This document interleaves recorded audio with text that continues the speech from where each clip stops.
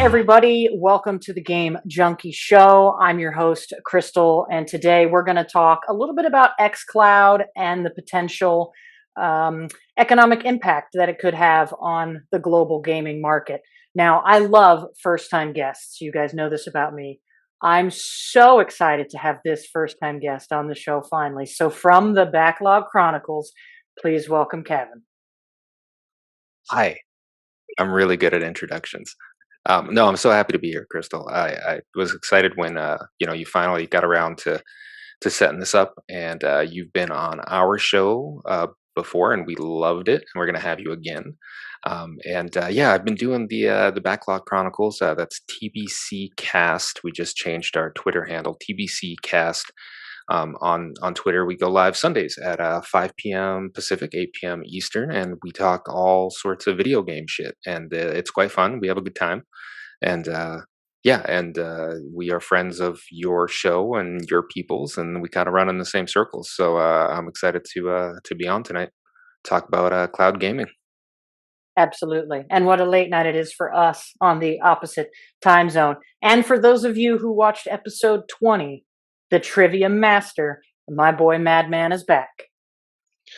Hello. Thank you so much for having me back on here, Crystal. I appreciate it. I'm looking forward to talking about GamePass and XCloud and other things like that. Sweet. And before we end, make sure that you share your Twitch information with everyone. So we'll make sure to cover that again at the end. If you watch it on YouTube, it'll be in the pinned post. If you're listening to the podcast, you can find everything written out on Anchor as well. So really, this show doesn't really believe in a lot of foreplay. So let's kind of dive right in.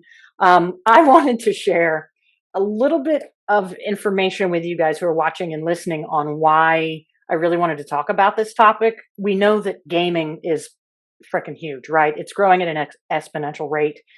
But when we look at it and we break down the numbers, what's wild are the statistics.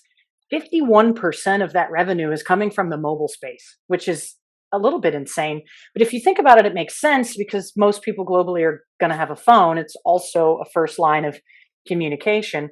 And when you think about the ecosystem of games, it's easier for developers to put out the software. It's free to play, and microtransactions are apparently really, really profitable. So that made me wonder, do we maybe have a software distribution issue that might be keeping more people from gaming? So then I kind of wanted to look at where was the money being spent, and it is predominantly in three countries: China, the US, and Japan. I mean, by a long shot.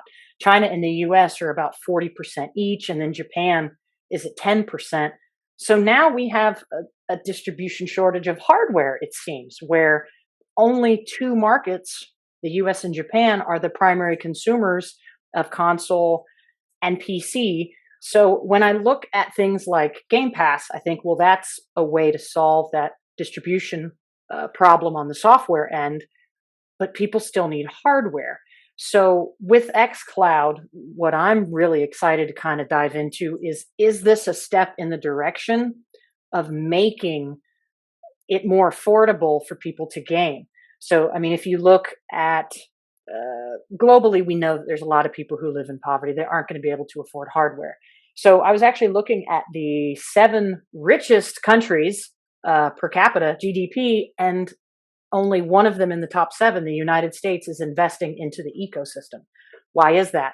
It's cost. When you look at conversion rates and import costs, you're talking $1,200-$1,300 retail for a system, $125 a game in some of these cases. So is XCloud a step in the direction to making cost accessibility there for the rest of the world so that they don't have to buy this expensive hardware, and it will be more affordable for them to get into it? So Keven, I know you're really knowledgeable on XCloud, so why don't you just kind of piggyback off what I said and kind of take over for a bit and share with us. Those are some those are some good numbers. We're calling it XCloud. It officially got renamed to Xbox Cloud Gaming, right? But it will always be XCloud for me.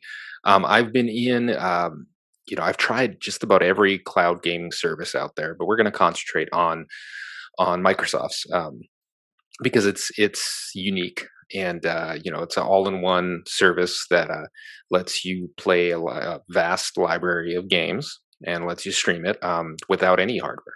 Right, so you can stream it on a PC, you can stream it on Android devices, you can stream it on anything that has a web browser, and as long as you have an Xbox controller or a controller of some type, you should be able to play these games. So right now, though, and you may have this in your statistics. Right now, it's not globally available just yet, and a lot of countries are still missing out. So, and I know Xbox is working on that, Microsoft is working on that, but it has so much potential, and yet, I still feel like there's a long ways to go to fill in that gap. But will it be enough? Is kind of where I want to hit, right? And I think it will be. And I think cloud gaming is going to bridge a gap, like you said, for a lot of these places that don't have the hardware. A lot of these places don't even have it available for sale, or are can legally obtain like warranty services or anything like that. So all of these things make it really hard for these countries to get these systems, and then again, conversion rates, like you said. When I hear that somebody's paying $130 for a game, that's absolutely insane to me. And here I sit and I'm shocked every time when we're talking about game prices and somebody mentions that. So this is very accessible, and even at more money. Right now it's what, like $15 a month US. Even at a double that cost, it's still more affordable than investing in these consoles that you can't find even. So they're expecting these consoles, the new generation consoles, to be hard to find until 2023. And so that brings up this discussion again. How is this is the right time to me for these cloud services to come in here and be like, hey, you can't get one of these consoles, or you can't afford one of these consoles, or here's this plethora of games for you to play at this monthly fee, and all you need is a controller. So yeah, it's exciting. I think a lot of people kind of brush over it because, at least in my circles, the hardcore gamers just kind of don't care, and that's fine. And once we start talking, I can go into the pros and cons of cloud gaming versus local gaming and so forth. But I think there's a discussion to be had here, for gaming as a whole, right, and gaming holistically worldwide, since it is just the biggest form of entertainment, right, that needs to be in more people's hands. And I think this is a great way to kind of facilitate that. So then I do have a couple questions one significant question, because I'm not as familiar with that ecosystem. So it does sound like my assumptions were true, that you can use a lower tiered piece of hardware to access all the titles. Can you still play them in the same quality as newer or more expensive hardware, meaning you're accessing a really good server, so it's run server side that has good hardware? So at least in the Microsoft ecosystem, originally when XCloud came out, it was running on Xbox One S hardware. So these are just blades in several data centers that are literally Xbox hardware. So there's no translation, there's no emulation. It's the game running on that hardware. More recently, they've updated everything to Series X hardware. So when you launch a game in XCloud, you are playing it on the equivalent of a Series X, which is huge, right? So you get better load times, you have the SSD, you have the 4K. I believe 120 hertz is even possible. Sorry, too much water. The kicker is that it really comes down. Everything is processed server side at the data center level.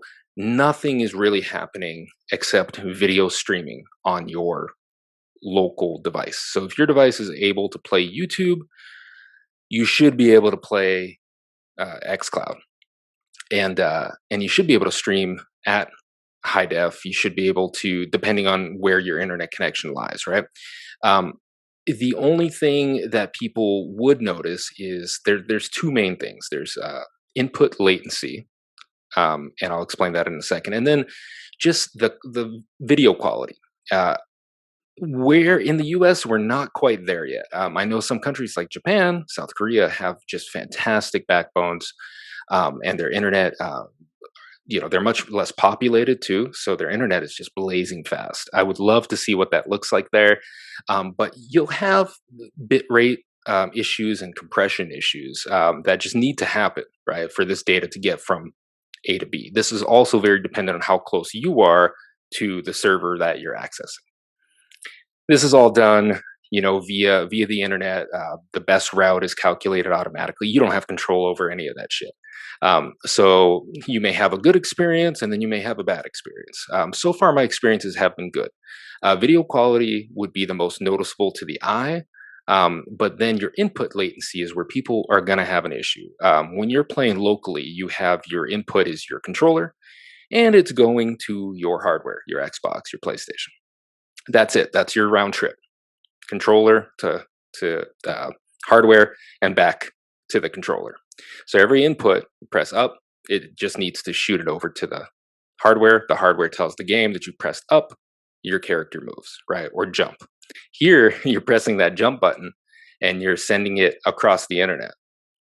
And it's fast, but it's not quite fast enough.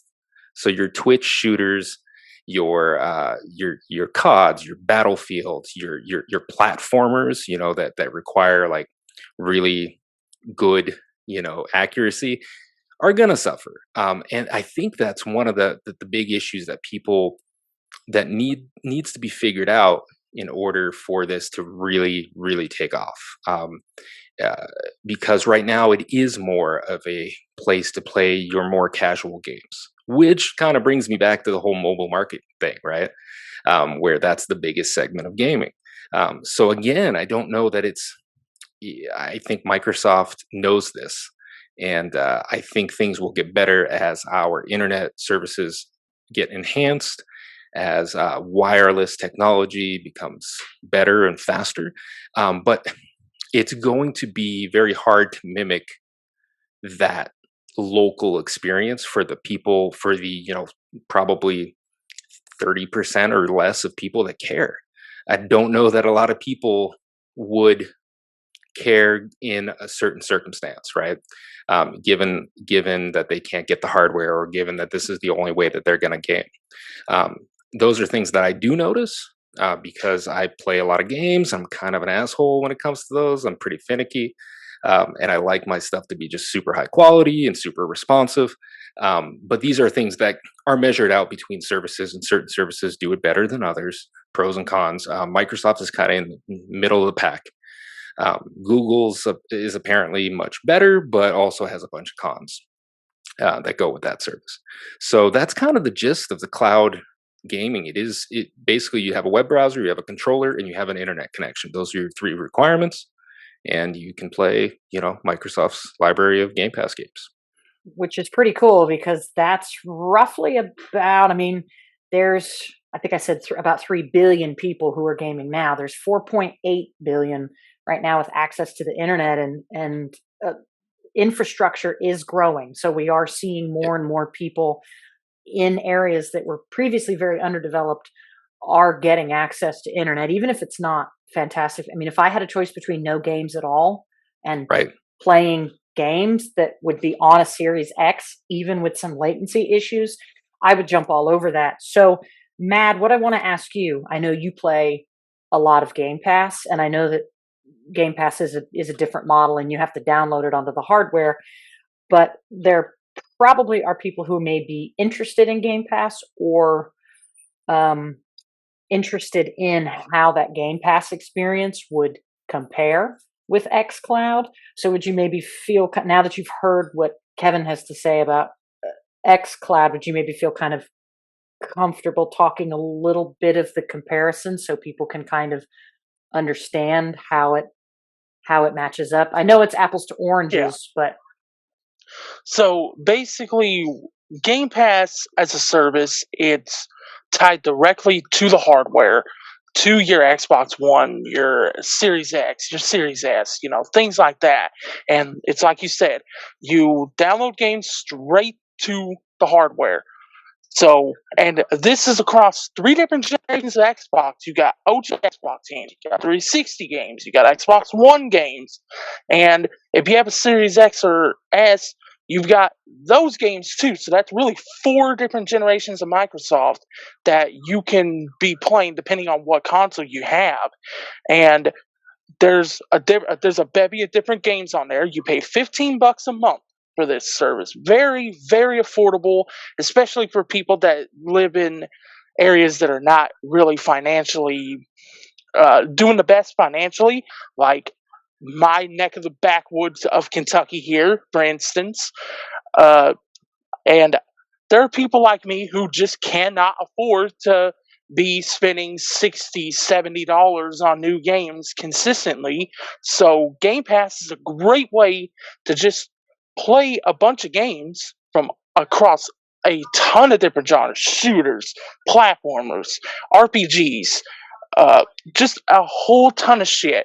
And you get that across, like I said, 3, maybe 4 different generations of Xbox hardware, depending on what you have. And you also have EA Play in there along with it. So you got all of EA's games that are on there. And it's crazy value. Insane value. If you have not subscribed to Game Pass and you have an Xbox, please do. Please do. You get to try out a ton of different games. And even Microsoft's first party lineup, you get those games day one on Game Pass. Day one. As soon as they drop, you get to play them. So, it's crazy value. Xbox, by the way, if you're watching my show, I would appreciate a Series X because we just gave you some value. Just send one to you. My dog. I told you my dog was going to bark. It happens. Every time I start a show, all 7 of these damn animals decide to go crazy. Oh, go ahead. No, I just had a quick question. So my assumptions are correct then about Game Pass, that whatever particular hardware I'm using to download the game, the limitations I have for graphical fidelity, frames per second, things of that nature. Okay, so that is correct. So now I'm starting to see a huge benefit for the XCloud. I mean, sans internet connection. I wanted to build off of Mads here with Xbox. With Game Pass Ultimate, you do get access to XCloud, right? So it's part of that same service. Okay, so you are sharing that library of Game Pass games between XCloud and Game Pass. It's the same library, except one you're streaming versus the other one you're downloading.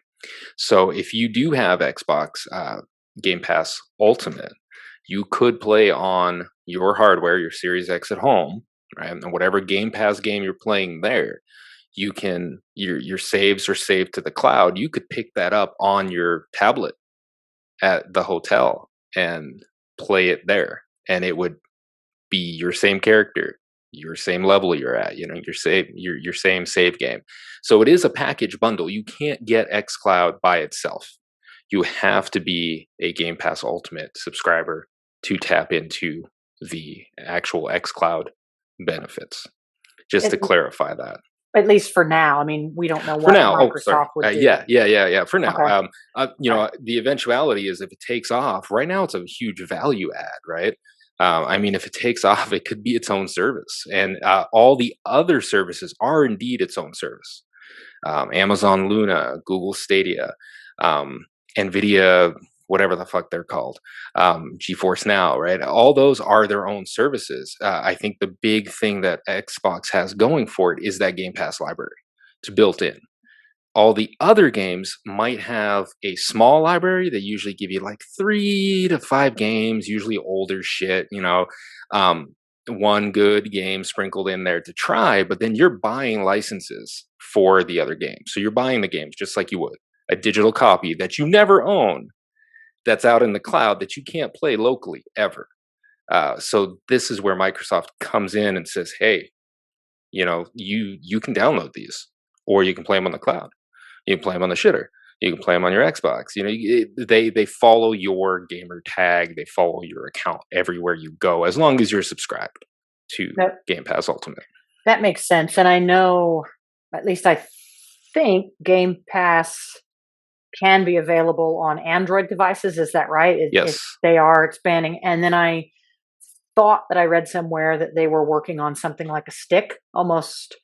That's Like, the rumor, like a Roku type of yeah. device or an Amazon Fire type of device. Although it's just from my understanding is they may come out with this dedicated piece of hardware, which might be kind of nice. It might give you some niceties that you wouldn't get, on just a web browser. But I think it's going to be distributed via an app. I think you're going to be able to go to your Roku smart TV, and there's going to be an Xbox app, just like there's a Disney Plus app and a Hulu app, right? You're going to Xbox app, done. Or whatever smart TV you have, or your Amazon Fire, or your Apple TV, and you're going to be able to do that. That's where I think the big business is. And then you're going to be able to link your controller, and you're done. I mean, I want that for myself. Only I'm a console person. I'm acquiring so many of them. I keep them because I have to go back and play those like older legacy games. I'm running out of space. The Xbox Series X is like a mini fridge. It really is. It is, yeah. And then I have the PS5, which is like a giant. You can heat up your building. house. It's like a giant building in Singapore. It's huge. It is. It is. So it's gigantic. That's what she said. Call it a router. It looks like a router. It's gigantic. Yeah. They're big. They're big boxes. And this is just huge. You don't need anything special. You don't need any hardware. You just need a browser. I mean, you do need some hardware to get on there, but it's hardware you probably already have. Well, like TV, a TV, a computer, most people, a laptop. Most people, or a phone. And people play it on their fucking phone all the time. I mean, I hate the size of that, and I hate playing a game on a screen that big, but people do it all the time. So this is huge, because if we've really determined from the numbers that gaming revenue is still relatively limited by hardware and geography. So if this continues in this direction, and Microsoft does make it as easy as saying, hey, most people have TVs, install this app, pay for the service, and now you can kind of run with it. That is massive. I mean, we could look at exponential numbers of having more gamers globally, which is great because we get to connect to more people. More consumers potentially means more options, more projects, but the more money these guys make, the more they get to invest essentially in their ecosystem in games.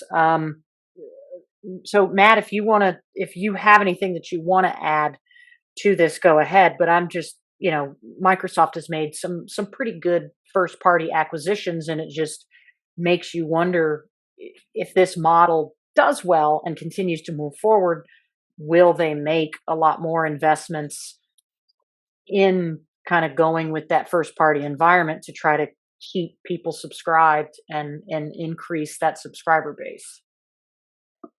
Oh, I wholeheartedly believe that they will. I mean, all these acquisitions they've been making, the Bethesdas, the Obsidians, the NXIs, all these different studios that they have under their umbrella, this is definitely to drive more people, not just to Xbox hardware, but to that Game Pass subscription, right? Because think about it. If you enjoy, let's just say, random studio here, Arcane. If you enjoy Arcane's games, any Arcane game that is exclusive to Xbox, you're going to get that shit day one on Game Pass. So that incentivizes you to go and to pay for the subscription, especially since it's $15 a month for Game Pass Ultimate. And you get Game Pass, you get Xbox Live Gold, so you get those games that they give away for free every month on that service. Then you got XCloud, like Kevin was just mentioning earlier. You've got insane value. EA Play, like I mentioned earlier, and there's a shit ton of EA games on there. So you have insane value for such a affordable price point that it makes me think, well, if they make it more accessible, it is going to take off.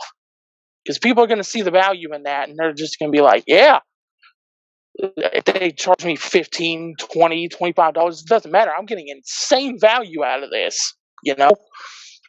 Gotcha. And really, the big thoughts that I have here is on the accessibility. I mean, that is huge, and I think Kevin had mentioned earlier that some gamers don't care. I think a lot of people don't know. They make the assumption that, well, wherever everybody lives, they can get one of these systems, they can afford it, they can probably get games. And that's kind of, well, it's not kind of, it's definitely untrue. So that's again why I really wanted to have this conversation, because I think it's pretty important to kind of talk about how much this could impact the global economy. Does this I'm just kind of curious. It's hard for me to wrap my brain around what I could expect the growth to happen from Microsoft with this model. So, like you said, Matt, it's reasonable that they could continue to invest in first first party systems. Does this mean, Kevin, do you think that this means the new direction for Microsoft is focusing on the infrastructure of the subscription services and less on building consoles, which they don't really make money on anyway? Yeah, and you're right. They don't make money off consoles. They've said that they're dedicated to their hardware, which I enjoy hearing. But that's me being selfish. Um, I do think that Microsoft's direction is to put everybody they can on Game Pass. They want to push Game Pass to everything and everyone everywhere. That I think is the final goal here. I think if they break even or if they can cover the costs of these consoles somehow, they'll keep making them. I think having it there for the gamers that want it, that smaller percentage of gamers that want these consoles, is still a goodwill type of activity that I think they should partake in. It's a good market. It gives you exposure, and it also kind of cements your retail space. They've already given up on their retail stores, so having Microsoft out there game wise at your Best Buys, on your Amazons, does something for your marketing, right? As opposed to just being an online only entity with Game Pass. I don't know. I mean, if Game Pass got strong enough, they may not even need that. But I think for the foreseeable future, we're going to see the Xbox brand in hardware, in controllers, in Series S's and X's, and in games, right? You're going to see green. They want green out on the shelves next to the blue and the red. So I don't think that's going anywhere. But I do think they're focusing it's going to be like a 60-40 split where the Game Pass is going to start eating up more of that attention and market share, right? They're going to need to invest in their servers. They're going to need to invest in their data centers. I think right now they're still under 30 countries that Game Pass is available in.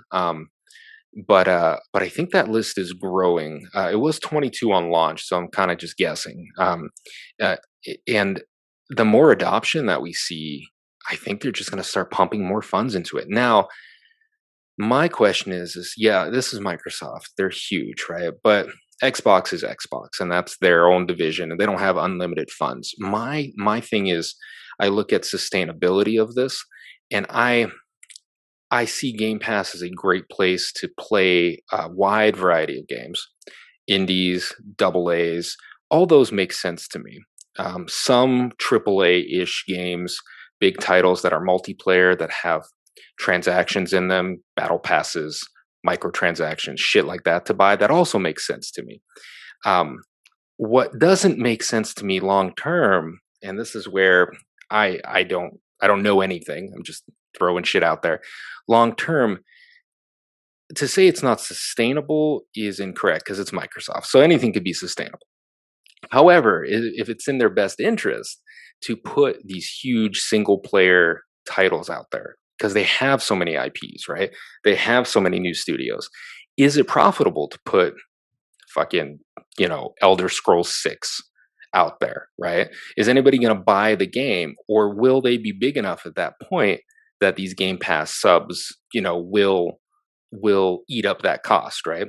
So to me, Game Pass is an amazing value. I'm subscribed till the end of time. I will always be subscribed, right? But I also it struck me as a stopgap, to create some value while they got these studios under wraps, right? While they kind of righted the ship, because that last generation was kind of rough for them, you know. So I almost wonder if they put their foot in their mouth and they're kind of like, oh shit, like what are we gonna do when all these games come to fruition? These Avoweds, these Everwilds, right? All these awesome games that they have. I think they'd want people to buy them, but maybe not. You know, to me, when I can play something on Game Pass, do I buy it? I mean, do I? Do I have to? No. Should I? Maybe. You know. So I don't know. I'm thinking like 5 years down the line, right? I'm not thinking now. I don't think anything's going to happen now. But I wonder if we'll see changes in Game Pass or different levels or an increase in cost. You know, things like that. Some of the questions that I did want to ask, and recurring revenue is every business, that's a sweet spot, is to get recurring revenue. Licensing has been switching to this model for years and years and years. Lots of software does. I mean, if you get QuickBooks or FileMaker or Adobe, all these people are pushing you to yearly licensing at a more affordable rate. It's just recurring revenue generally tends to work because you're hooking somebody. So, you know, but there's a lot of value still. Games are very expensive to make. So there's still a lot of value in selling millions and millions of copies at 60, $70 a pop. So the sustainability for a lot of the titles, like you mentioned, I'm like, that's cool. That's cool. I have a hard time wrapping my brain around the numbers on their big AAA titles, even though they're they're first party, but Microsoft has to make a profit. You have to recoup all that cost and make a profit. So, but when you remove the multi-platform aspect, you remove sales, you remove hard then and now. Like, I'm buying sales now. I sold, 5 million copies now at this amount of money, and then millions and millions and millions will subscribe and play this game throughout the years. So I wonder if the profitability isn't there, is it reasonable to see some of these first party AAA titles become multi-platform if they're unable to, which I suspect if they get the numbers high enough, they'll recoup it, but you really need some awfully high numbers consistently to recoup the AAA. So that's, I don't know, man. Anybody have like insight on that? On what, because it's kind of like a crap shoot, maybe.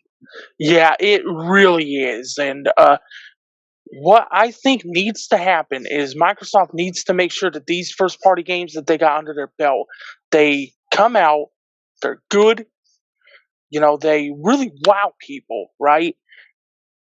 If you get that and you say, hey, you can get this high quality stuff for $15 a month, they're going to see a huge spike in Game Pass sales.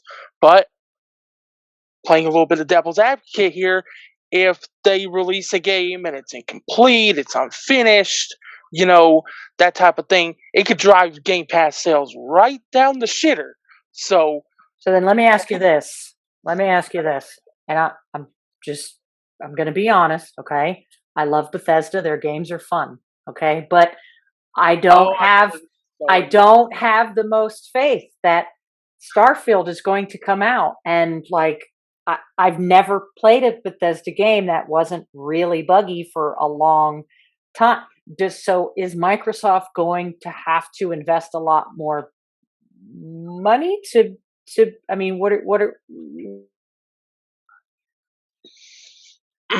that's a tough question right there. That's a tough question because, like you just said, I have never played a Bethesda game that was not buggy. Ever. But it's fun. But they're fun. I mean, people love them. They are great times. You can get infinite replayability out of those games. I mean, Deathloop, Arcane, right? Deathloop, Arcane just made a slapper with Deathloop. Obsidian, fucking fantastic. I will buy every Xbox into oblivion just for Obsidian games. So I think. And then you've got id Software, you've got Machine Games, Doom, Wolfenstein, Quake, those type of IPs, for old school shooter fans like myself, that love those games, love those IPs, and will just support them until, we leave the shitty world. And then you've got, but then you've got IPs like Wasteland from In Exile, for those for those fans of isometric turn-based type RPGs, right? There's a bevy of stuff that Microsoft has under their umbrella. So who knows? Who knows what could work and what couldn't work? Right. No. What could drive the subs up? What can make them tank? We don't know. So here's another question, right? With the success of Game Pass, like Crystal said, they kind of painted a picture where Game Pass and XCloud, let's get back on that too, are part of this ecosystem that will have first party titles day and date, and that brought up a big expectations, big shoes to fill, but also these are going to be exclusive to Xbox and PC, right? So now you got Game Pass for $15 a month, and the fact that you don't have the biggest hardware,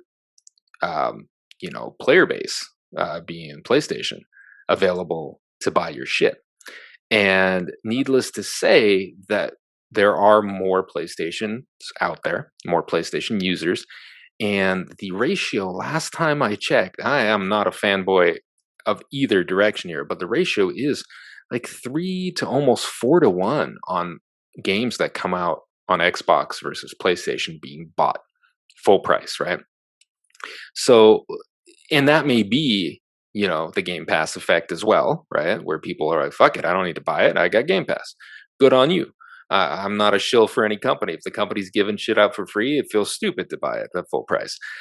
But that's a huge market, right? That they're going to leave once these titles come in, these first party, hopefully slappers. I like slappers better than bangers, actually. These slappers come in and, wow some people and make some eyeballs bleed. Then they're going to be free on Game Pass. So I almost want the success of Game Pass, I think, will be around forever. I don't know that the terms and conditions of Game Pass today will be the same that they will be in 5 years. However, I think cloud gaming is here to stay, like 100%. Now, I work in IT, and IT rotates real quickly sometimes, but data centers are fucking expensive. And this hardware and the people installing it have cost them billions, probably, of dollars. This is not going any place. And the fact that this is all Xbox hardware basically means that they can't even repurpose this shit. Like, they can't just be like, oh, fuck it, this failed. Let's turn these, Pornhub needs some servers. Let's turn it to them, right? And lease it out to them. They can't even do that shit. So to me, this is a huge investment.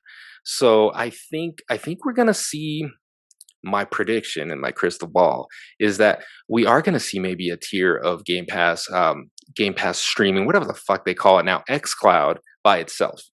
I think that is coming. And I think it'll be maybe like $7.99 or some shit, right? And you'll be able to stream on whatever devices you're logged into. And I think that would be hugely popular, especially when we can't get hardware in people's hands until 2023. And I still think they're going to tie it up with Game Pass Ultimate. I think it's always going to be baked in there, but I do see either a price hike after this initial, kind of giveaway. This is a fucking giveaway. I mean, they're $15 a month. That's like 2 Starbucks drinks that my wife gets. I mean, Jesus, that's ridiculous. So I think that's going to go up in cost. But I also feel like once they get these studios rolling and these games come out, I think something's going to give. Like, I think there's going to be day and date launches for 2 months, and then you got to pay for them. Or they'll rotate out the big titles, and because I think they're still, if they're not going to be multi-platform, I think they're going to want some of these sales. I just don't know that growth's going to be there. I almost wonder if they're trying to hedge a bet, right? At the point where these bangers, slappers come out, if they're going to have enough subs, right, to make up and recoup for this shit. Just like gyms bank on the fact that only 100 people can be there at a time, but they sell thousands of memberships, and they hope people don't come. Their gym's best customer are the people that don't show up. So, and the same goes for any sub service. Netflix's best customers are people that don't watch Netflix. So they're banking on people not using the service but subbing to it. I mean, that's how this all works. They want some people to use it and some people not to use it, and hopefully they're not using it at the same time. And they're having this revenue without having the cycles on the hardware, without having, to pay the ISP for the data that, they're uploading. All that is costly to them. So there's electricity in there, right? There's all these costs that they're calculating, right? That's gonna make them a profit and get them into the black. So I don't know. There's just so many moving parts. I just, to me, it's like a snowball effect. I honestly think Microsoft put together Game Pass because in an oh shit boardroom moment. I really do. Like, I think it was an idea, and then they're like, fuck, like this is really good. Our market tests say that people really eat this shit up. Let's give it away for $1 for everybody that upgrades from Xbox Live Gold, right? And then let's make it cheap until we get our shit together. And then they're looking at their charts and they're like, holy fuck, look at this shit. Like, what the fuck do we do now, right? Because they have a great product. They have a product that scares people. I mean, it's shaking the industry up, right? So people hate it. Some people hate it. Some people are like, oh, this is going to destroy gaming. That's amazing. That's amazing that they single-handedly created a product that strikes fear in gamers, right? I mean, it's funny as shit to me because it's not going to destroy. Just like Netflix didn't complete physical still around. People still rent movies. People still go to the movies. The movies were having record years before COVID came and fucked everything up. Well, So a lot of I don't it, know. I don't see, when Sony PlayStation, Xbox, I don't see them as direct competitors anymore. I see them as going after two very different groups of consumers. Some of us, I mean, all three of us here like all the systems. We play all the games. We love it. Some people don't, and that's okay. So I think Xbox was going after the Stadia and the Luna. Amazon's a fucking joke. They're not going to ever be I don't any think good they're at ever going to do making anything. games. They're never going to be any good at making games, and I don't like that Bezos guy. So screw them. Me either. Google's brilliant, but they are. haven't shown the forte for making games. So I think Microsoft said, yeah, we're pretty good at this game making thing. So I think they are in a really good position. And I think they're going after a completely different demographic than Sony. Sony, people like me, it's perfect for Sony. Like, just leave me alone. Give me a narrative experience that's single player. I'm happy to pay you for it. And they are on a completely different track. I completely agree with you. They're completely different things. They are. They just so happen to make games, right? And that's really the only. Okay. They make games and they make hardware.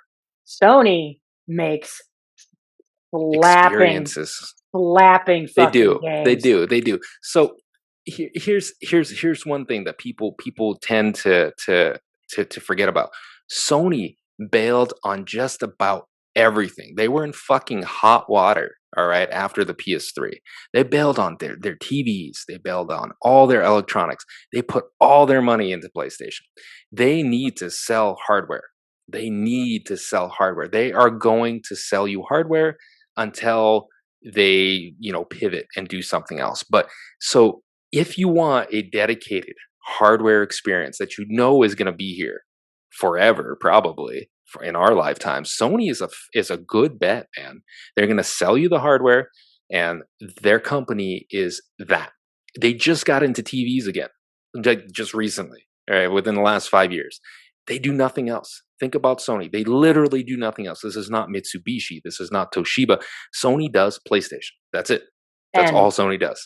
killer games. I mean, And killer games, yes. Killer game.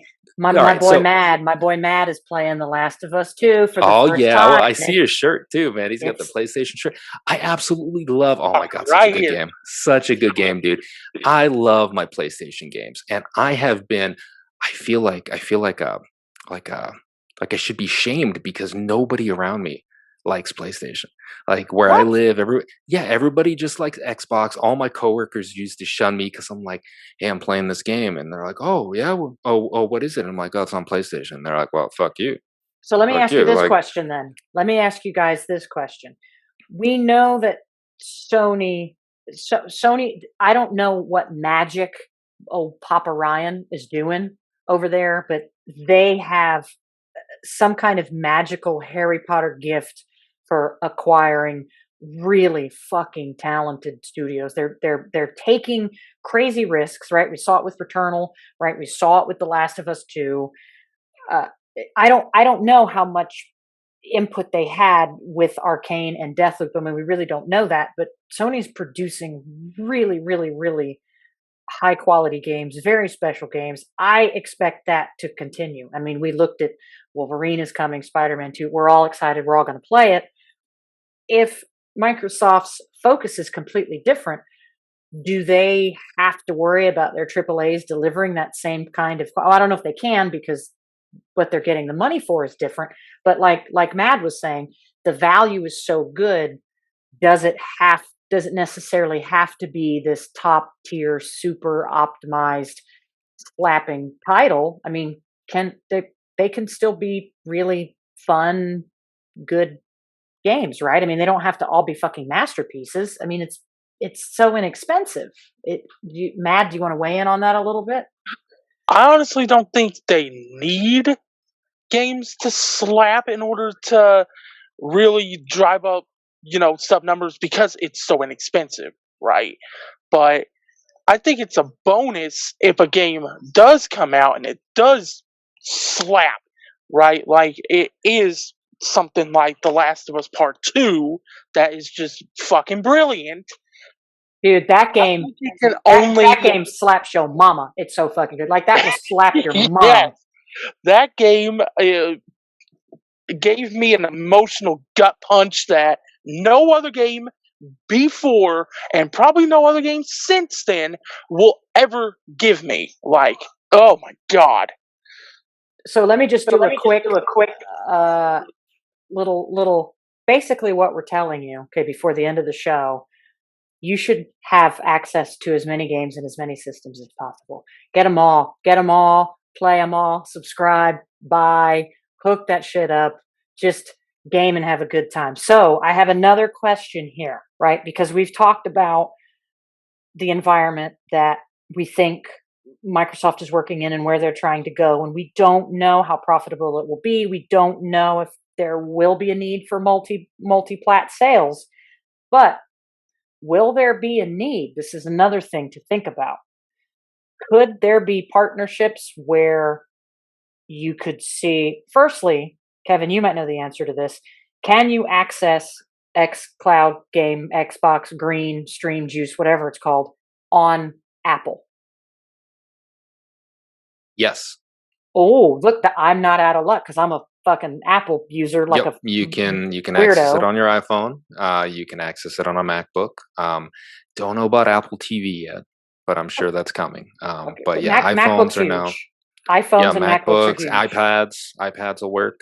Yep, yeah, as long as you got a web browser and you can pair your controller to it, which you can. Yeah, you're good to go. So just for shits and giggles, we're just going to talk about it because it's our show and we can talk about whatever the fuck we want to talk about. Do you think it would ever? Do you think you'd ever see the day where Game Pass and Super Green Stream X Cloud Millennia come to other consoles like Nintendo Yes, or yes, Sony? 100%, 100%. I think we'll Absolutely. see it.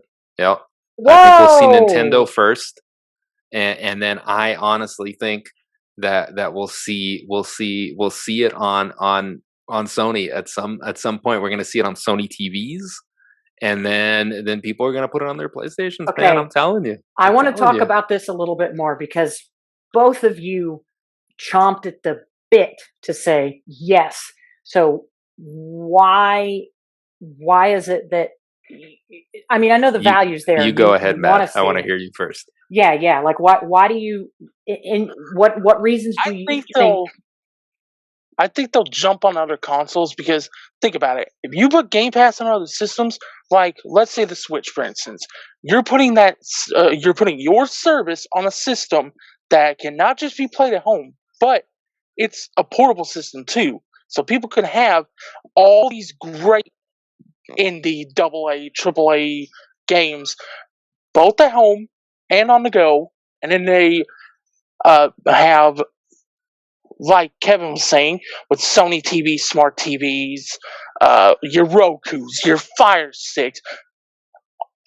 If Xbox puts an investment in putting it in as many places as it can possibly be, that only serves to just drive those sub numbers through the fucking roof, right? Through the roof. Because then people can get all the games that they want on their system, plus Microsoft's games.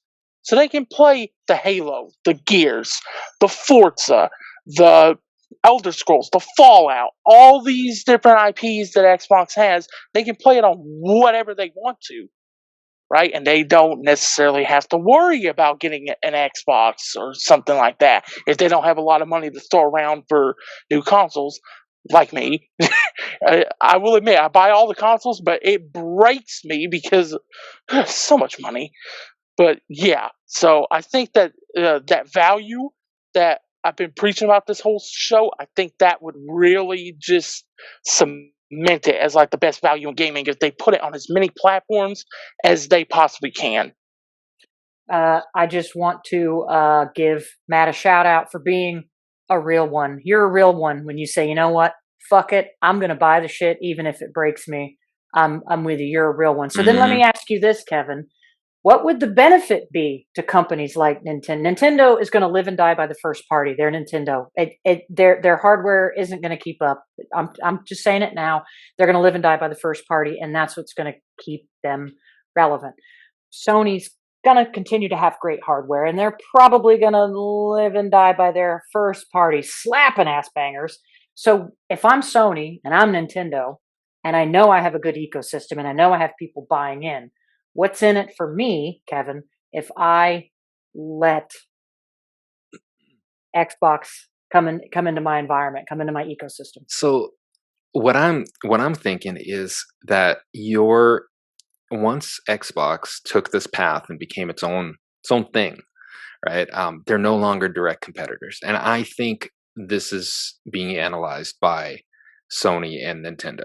I think what we're going to see first is uh, uh, XCloud hit the TVs and the smart sticks, right? And those, and you're going to have. I mean, Xbox will have a button, like Netflix does, right? You can't really see that, but Netflix, Prime Video, right, on your controller, you're going to be able to press that button, man, and you're going to be launched into a gaming experience. All you need is the controller. Win-win. And when it comes to the Switch, they've been pretty close. Minecraft is one of the top selling products on the Switch right now. They've already worked together, for that, and and I just don't see a downside. Microsoft will pay to be on those devices. So they're going to pay licensing fees, they're going to pay app store fees, and they're going to get more subs. And people already have those fucking devices. You're not going to buy a PlayStation to play Game Pass. You're not going to buy a Switch to play Game Pass, right? It's going to be a value add. I just don't see a negative, right? You're going to be able to play games that don't directly compete with the games on your PlayStation. And if you're in that market segment, like especially on another console, it just kind of makes sense because you're not going to get the experience that you're going to get with local hardware. It's not going to happen, not anytime soon.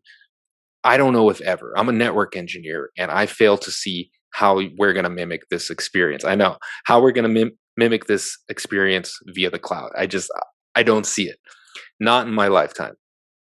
But Like, what is wrong with loading up Game Pass and going to play Elder Scrolls on your PlayStation? I just don't see a fucking problem with it because it's an app and you already bought Sony's hardware. You're already paying. They could even fucking put it behind a paywall. They could put it behind Plus. And so you got to pay for fucking Plus. I would Yes, subscribe to of Plus. course you would. I would subscribe to play Plus Game Pass. just to get Game Pass so that I didn't have to it's buy an a Xbox. win. It's a win. I don't even see it. Put it behind Plus like they did, like Xbox did, right? For the longest time, all the free to play shit and Netflix and shit, right, was behind fucking Gold. Oh, what a piece of shit move that was. And do that shit and make people pay for your online service to get to your competitor's online service to play their fucking games that aren't available on your console. I'm a fucking magician. Let's do it. Like, let me ask you do this. It now. Jim, let me ask where you are this.